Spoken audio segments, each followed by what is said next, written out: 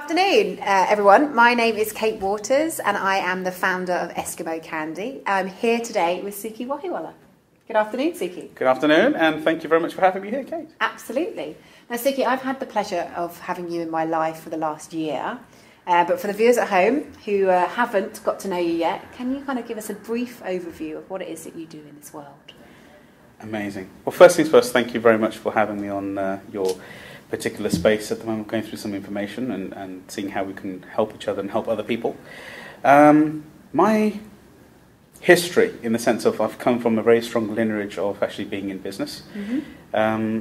I have worked within well part of 20 different areas in sectors within industry, and it's quite hard to understand at such a young age, but I'm afraid this is the truth and that's how it works. When it comes to actual assisting individuals, which is now my newfound sort of mission in life, I actually assist and grow strategically models for companies, organizations, people who may be just new starting off, etc., but people who are even established companies, or even one-off individuals who are coming into the marketplace, learning in the service industry, or even directly in direct retail, because our background as a family before 2006, my own personal background was very strongly in retail, online e-tailing, property developments, etc. And in 2006, why I mentioned that year is I had a bit of a health challenge in those days, which took me out of my sync, and 11 months later I had hepatitis A. 11 months later, away from resting from the companies, I came back to the companies and felt a different urge within myself. I didn't actually necessarily feel as though I wanted to do the same. I wanted to do something different. Did something shift then when you were... Massively. It was an internal bell, like a call from inside myself, which actually possibly I was ignoring at one time in the past. And I spent a lot of time listening to what I actually wanted to do myself. Because I found so many people on this planet who I meet who are successful and not successful. Financially I'm talking about, because everybody's successful within their own rights, in my opinion. They find financial success, but they don't find internal success and stability. They've always got this inner twang inside them that seems to be challenged. A lot of successful individuals are very insecure. Right. They always have this consistency that they need to prove to the world that they're great at what they do. Yeah. And so often they are great at what they do, but they're just not balanced as a human being internally. Yeah. They've always got to chase something new, as though, you know, their real calling is somewhere around the corner, as opposed to what they're doing currently and today. That happened to me kind of in 2006. I've never really was that ruthless person, but I had a calling inside me and decided that I felt as though I needed to change other people's worlds as well. I needed to do more than just what I was doing internally. I think Wayne Dyer calls it, we go from our ambition to our meaning stage. Our meaning, yes. And it's so well put together. You know, I say something, ambition to our mission. Because to me it's about a mission, our purpose as a Sikh. What's very important to us is what we call seva. Seva is our give back to society. Right. Usually without any kind of connection to it directly saying I did this or anything of that sort of nature. It's very anonymous. Yeah. And this for me is about trying to help create sort of structured change in other people's worlds. Fantastic. And you mentioned that you have a mission now. Would you say, could you tell us a little bit more about that? Yeah. Since about 2009, 2010, I have started to walk into the environment of, you could call it personal development, but it's very much spiritual personal development, but most importantly, still anchoring very strongly around the business ethics of life, and realizing that every single person, whether they're a person who's in a business with somebody else, or even in a relationship with a partner, a child, an elder, they're all trades. Every single thing that you're doing is a trade. You're trading off inside your mind with something that you're trying to achieve or not achieve. Does that make sense? So, what I'm actually trying to achieve in my life now is to create change in the worlds of others on every level. So I spend a lot of my time nowadays actually mentoring and privately coaching through an exclusive network individuals to get them to where they have visualized they would like to be. For example, coaches who do not have a coaching practice at the moment, but individuals who can create change in the worlds of others but don't have the business model, the financial get-up, or the savviness around money. Right. I try to achieve, and I've introduced a number of sort of models into the marketplace already, just within a very small space of 2.5, 3 years. I was going to come on to that, because you are widely known within your circle as the model man. In the nicest way. Yeah. What does that actually mean? Well, it's very humbling to be known as the model man.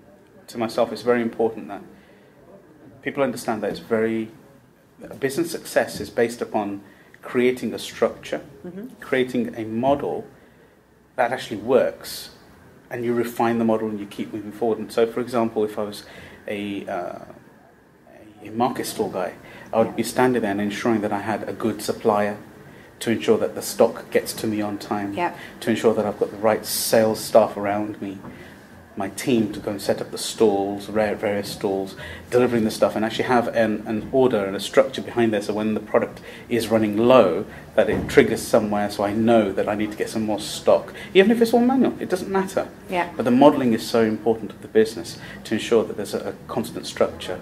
So with me knowing it's so profound, it's such an integral part of the business, I make a lot of effort, and that's probably why I've been known as the model man. And is that kind of a classic trap then that entrepreneurs fall into? They haven't got their model correctly situated? Do you know what a lovely question, because that's exactly what the trap is most of the times. It's not about the get up, it's not about the go get, it's not about the intention I find with entrepreneurs who do or do not want to start creating some kind of change in the world. It's actually about diverting your energy in the wrong way. So if you have the wrong model, it's a kind of a wasted journey. You know, I could be waking up in the morning and putting so much energy on ensuring that I'm up at 6 o'clock in the morning and out at my store, and doing certain key things like opening the shutter and stuff. When in reality, if the model was correct, I could open up 3 stores in the same space if I had the right systemization underneath me. So it's about getting the basics right, would you say? Totally. It's about the basics and ensuring that you follow through on the basics and have the ability, and most importantly, the self-security inside the mind, inside security and inside your mind, to be able to accept if you've made an error and a judgment in your model, and make it a very quick, flexible change. So today, you might have thought that's the only way. Opening up the stores yourself, or standing on a stage yourself. Tomorrow you might be enlightened to something new. So the ability of a true entrepreneur is to take on and absorb new information and new strategies very, very quickly. So yes. Yeah, well, I suppose in today's day and age we have to adapt, don't we, to everything that's happening kind of out in the marketplace. Can you give our viewers kind of your opinion on what is happening out there at the moment? What is happening in this wonderful world that we live in, economy-wise?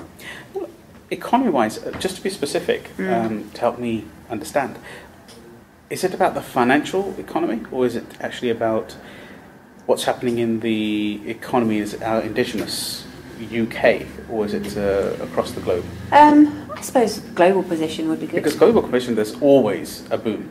Where there's a negative downturn, there has to be a boom to conquer it up. So if we're finding hardships in the Western Hemisphere, we should shift to the Eastern Hemisphere, because it is always on the up there. At the moment, India and China, as we all know, the world knows that it's booming environment. Even to the cars that are being launched, let's give you an example, even to the cars that are being currently launched today, somehow we're perceiving new 4x4s, new sort of micro niche 4-wheel drive vehicles and stuff that seem to be entering into the UK market, as though we need them. The reality is that the European and American manufacturers are reacting to the current needs abroad in China and India, because their road systems are not quite as sophisticated. So they require higher suspension heights and more sturdy vehicles. So no longer can the small micro work for them. They need to go for like a 4-wheel drive type of product. So that's where the market is, and we're adapting to that. So there's always an up at the time when there's financially a down. In the UK in specific, if I go back into what I'm thinking, there's constantly, in every downturn, in every economic downturn, people must have heard this many a time, but in every economic downturn, that actually makes more millionaires than in a standard life. So is it a good time to start a business? It's the ultimate time to start a business. Even if you had started a year ago, 2 years ago, 3 years ago, 2008, that sort of time, 4 or 5 years ago, you would have been in a very strong position if you had found your actual niche that would have been relevant to you. It's still always on a growth. For the next 3 to 5 years, we're going to constantly be growing because we've already hit kind of rock bottom as the economy goes. But if there's pain, there's a solution that can be delivered.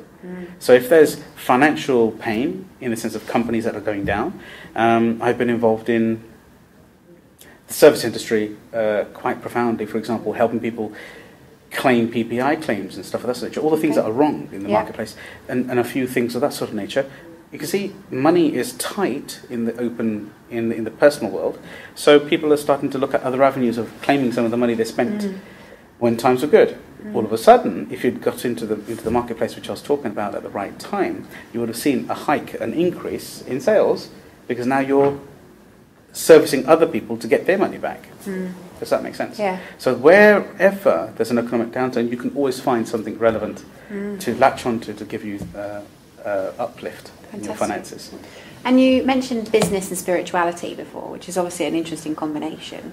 We're talking about what's happening in the global economies, talking about kind of PPI, where things that are being corrected almost essentially. What advice would you give to people around kind of utilising spirituality in business? Pre sort of 2006, 2008, that time frame when I kind of reinvented myself internally, I think I've looked for traits. Being spiritual, and I mean by spiritual not necessarily by religious ways. Spiritual means to me accountable to something bigger than yourself. By being accountable in your life, I have found it has made me a better person, and thus allowed me to be much more resonant, level-headed with myself. And I found personally that decisions that I've made when in the right space and place in my mind have always been prosperous. So when situations come up where I have had a business deal offering to me, whether it be a property or whether it be a physical product, that's the latest iPad to be offered, to be able to get that on a deal, for example, I should trust my inner self, and the only way I can trust that is if I'm emptying my head in the first place. So spirituality and my inner unconscious mind, or subconscious mind as most people would see as well, need to be aligned. So I'd go into alignment quite regularly, and the decisions that I've always made in what we call rest position, my nurtured position, have always been correct. So to answer your question again, how important is spirituality within business? Well, I think it's very important. Keeps you ethical, keeps you congruent with your own values, keeps you above the riffraff, around the marketplace where people just do anything to get a quick buck. It keeps you slightly above that, keeps you accountable to yourself, accountable to something above you. So do you very much operate on kind of gut instinct or intuitively what feels right for you?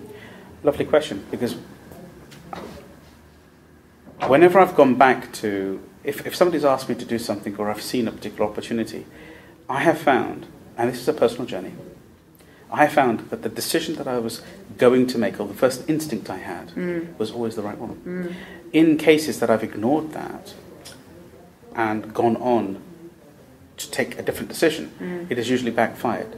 Now, most people who are in the psychology realm would understand that also could be the fact that I may be projecting the fact in future that, I didn't do it the way I was supposed to, wanted to do it originally, it's just not going to work. But on the same token, I've always taken decisions that I believed are going to work. So if I was to buy a product that I felt I could get my return on my investment for, I found in the past that it absolutely has worked if I followed my first instinct. Now, there could be the fact that I'm actually trusting myself as well, so there's the output of placebo and many other things as well. But you can't get to that resonance without actually being spiritual of some kind, actually allowing yourself to tap into something around you. Yeah, I think it's a valid point. I think we sometimes ignore what we feel because our head gets in the way. Yeah. Definitely. So. Yeah. Well, sometimes the head gets in the way very, very strongly, and what we've got to do is we've got to sort of empty the mind and take a thought, especially when it's a big decision. Like it could be a stock purchase of a very large amount of stock, and you're thinking, shall I not? How important is this? Can I actually afford this? You just got to look at the statistical stuff. So you need to use your head as well. Yeah. You need to look at how quickly am I going to get my money back? Mm-hmm. And most importantly, the return on investment is everybody understands return on investment. Yeah, well, they should do. Yeah, return on investment is something that if I'm going to invest £1, what my return on my £1 would be, just to get that clear so everybody else understands. But there's a hidden element which a lot of people never ever really talk about, and it's the time. So you can have return on your investment, but you need to also allocate time to it as well. So you could make £1 on a product and sell a million products over a month just by making £1 on the product and still put £1 million in your pocket. Does that make sense? Yeah. As alternatively, you could make £50 per product and only sell 100. Excellent. So there's quite a difference between the two. You've Yeah. got to look at how quickly you're going to get the return back as well. So that's obviously a classic mistake that entrepreneurs fall into. Are there, obviously you've mentored a huge amount of people. Are there mistakes that you see coming up, on classic mistakes that people make over and over again? One of them is exactly what you just said there. Everyone gets hung up on figures and prices and stuff that they should actually get their money back on, but they forget of the time frame. So they end up getting stuck with dead stock. They don't really pay too much attention to the dead stock because in their mind they've purchased the product properly. So if they were to buy this iPad at £300, which is not for sale, they'd be in a position where they're taking this iPad for £300 and knowing that the product is a good buy. And they'll only sell 10 of them, and they may have 20 in stock. 10 may stay in stock room, and then just because they know they've bought it well, they won't necessarily put some pressure on to get rid of the stock. Right. So this is a very regular product that I'm finding, a regular challenge that I'm finding with retailers and e-tailers, is they sit on stock. The aim of business is to hold the key stock that you bought excessively well, but it's also, remember, over time. We've got to get the stock out of your stockroom as well. So at some stages you'll put a lot of effort in selling 10 of them and hit full margin. But the latter 10 you just need to get the product out. Because if it's out of your stockroom, you've got space, plus most importantly there's no dead stock. You've had that contribution back over that time frame again to start to stand up your own business again and buy the next stock purchase as well. It stops the stagnancy in business. Right, okay.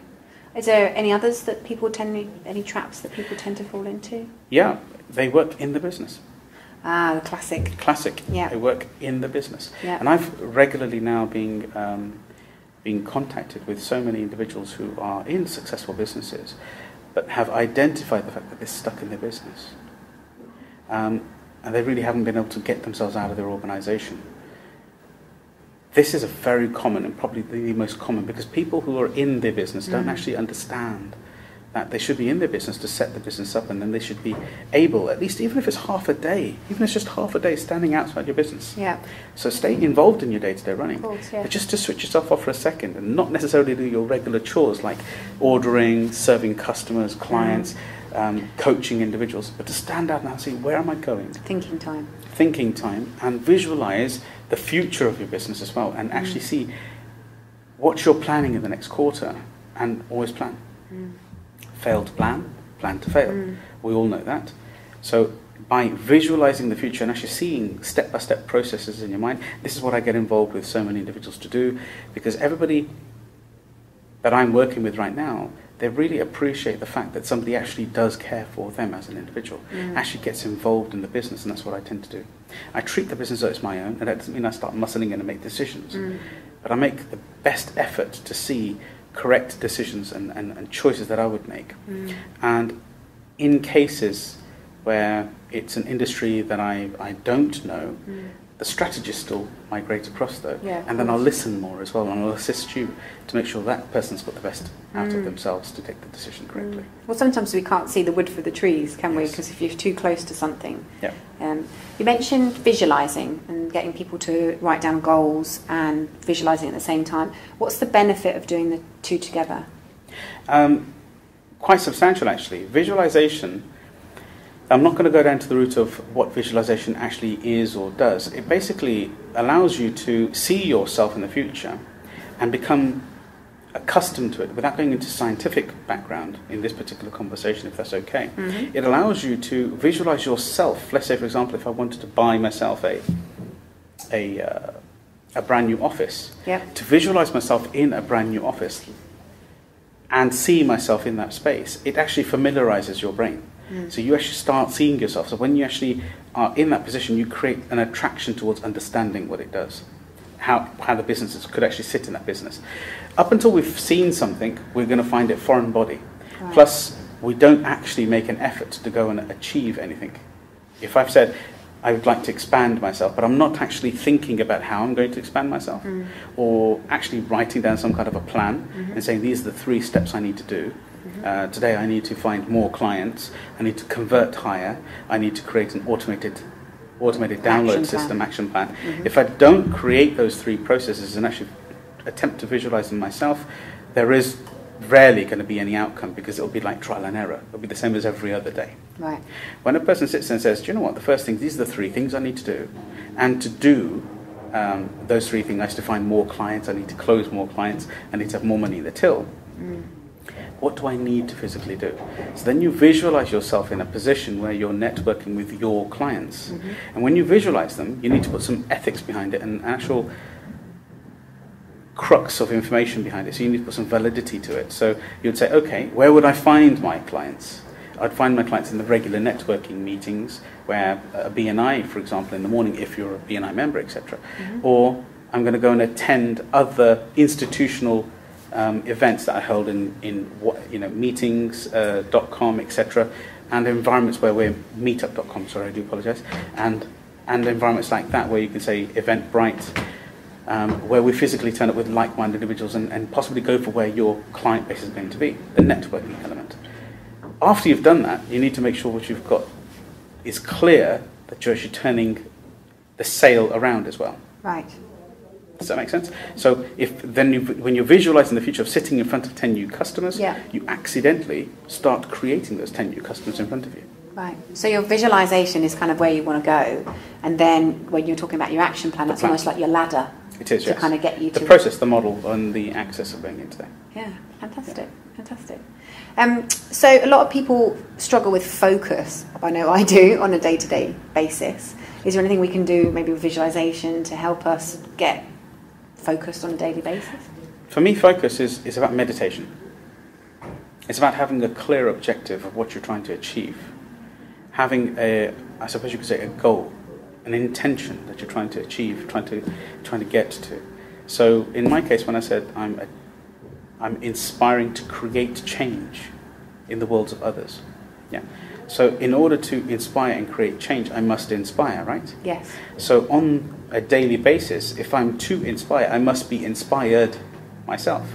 So for myself, I go through a routine every single morning to allow myself to go through a meditation. I listen to certain Bart. Every day? Yes, Bart every single day. Bart for me is a prayer, it's a hymn. So I go through certain prayers in the morning, and then whilst I'm listening, I'm in the zone. I've slowed my body down just to focus my head, and for me it gives me massive resonance within myself.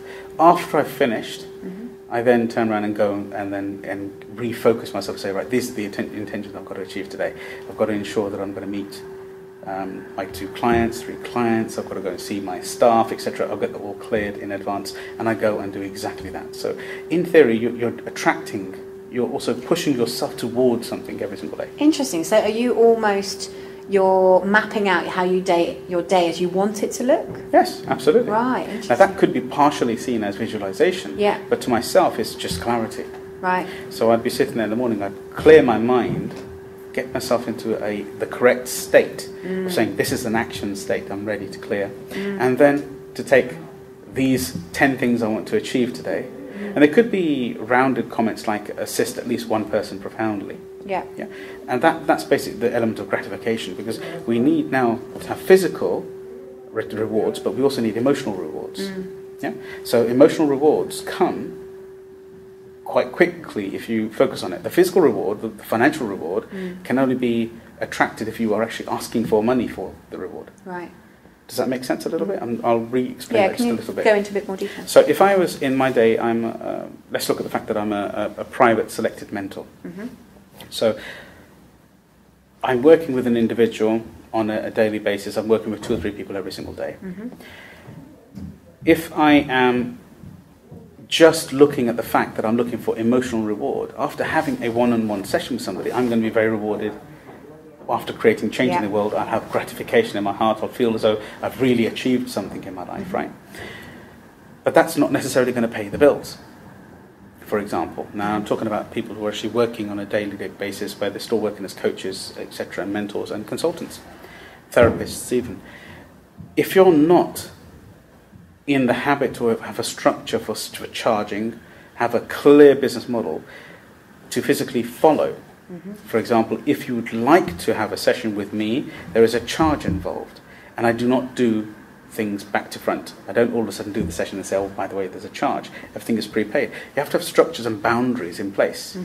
That model then works once it's completed, and you now need to have the impetus to consistently repeat what works. Yeah? So, by following your step-by-step instructions of charging somebody beforehand, you've now created your financial wealth, but you've also created your emotional wealth or spiritual wealth by assisting the change as well. Right. So it's a double balance. So that's just one example, for example.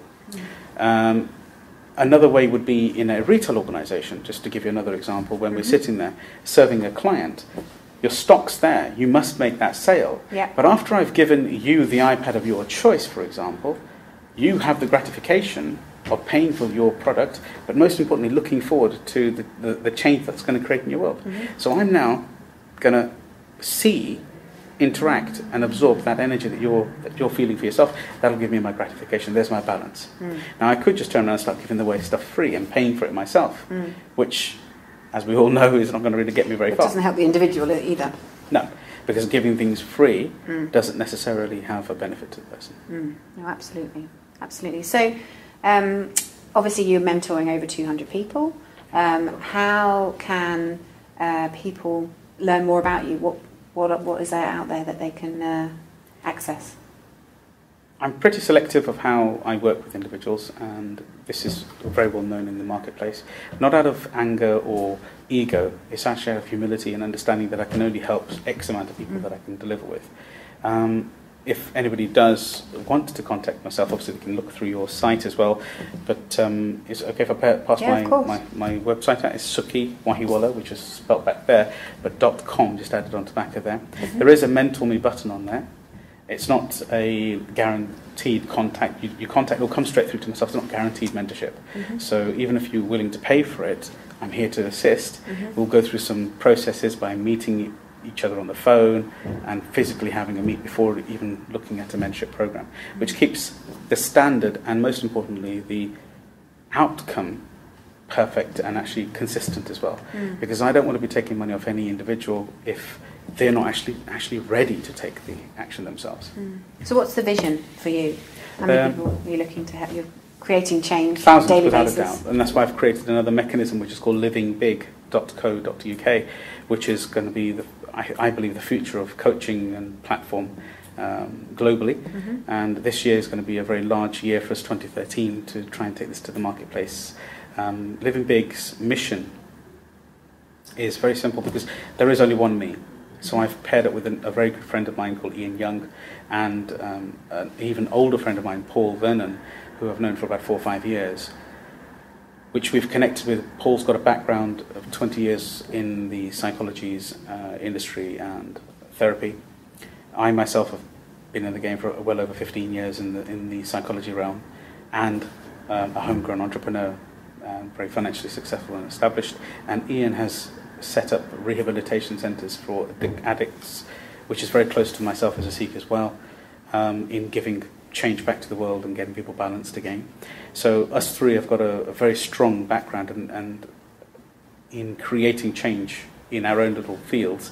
So when we got together and created livingbig.co.uk, it's allowing us to put the business back into the coaching industry.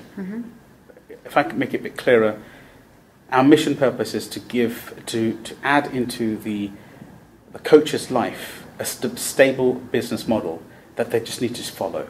And most importantly, we'll take the payment for the people and actually allow and take them in front of the next client as well.